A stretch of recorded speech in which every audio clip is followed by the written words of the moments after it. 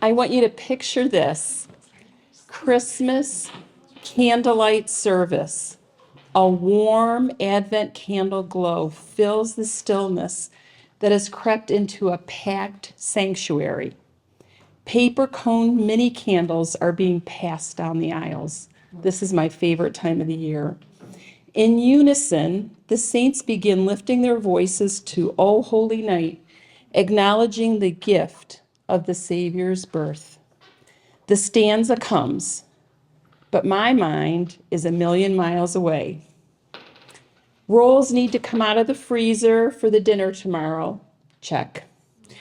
The unrinsed mound of dishes that I left in order to get to the service on time, well, they need to be washed. Okay, check.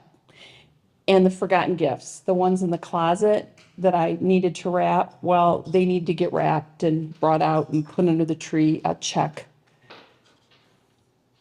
On and on and on. I missed hearing it going over my to-do list, and not just that weary night, but for years after. A thrill of hope, the weary world rejoices. I'm preventing a coughing fit. Weariness.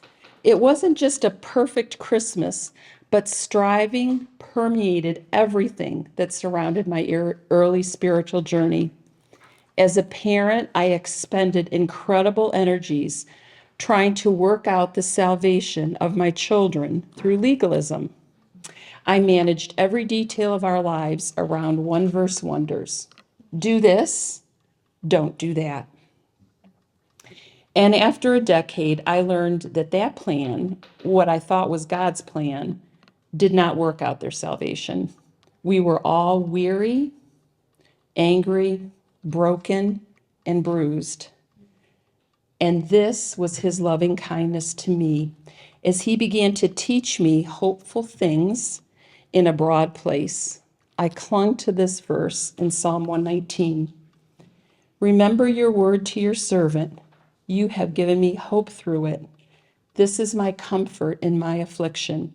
Your promise has given me life. The place where God graciously carried weary me was directly to his word. And there I found treasures in an old field, and I saw a fresh fountain of grace in the dry desert. His word is never irrelevant. It's never redundant. It's never antiquated, but it's always trustworthy, timely, and life-giving. I was reminded of the truths I had embraced earlier before, but now I had new eyes, and I began to see them with grace. Sin had expelled me from the garden I had been designed for. Brokenness created a need provided through union with Christ. This relationship gave me a new identity instantly. Rescued, known, accepted, chosen, loved, forgiven, beloved, precious daughter of the King. And this identity didn't come after I earned it. It was given to me the moment I called out, recognizing my sin. I was a human doing, not a human being. And being weary, sad, angry, hurt, frustrated, disappointed, a few of so many human emotions, was part of my created nature. But they were also reminders and warnings and an invitation to just be. The garden remained the place God was inviting me back to, a place where he resided, and in the stillness, I could find rest for my weary soul. This soul-deep weariness can't be remedied by a quick self-care trip to the mall or the spa or even a fun, sunny beach vacation, but only in pursuit of Christ himself, I learned.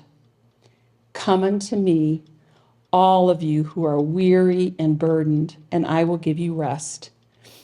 Take my yoke and learn from me, because I am lowly and humble in heart, and you will find rest for your souls.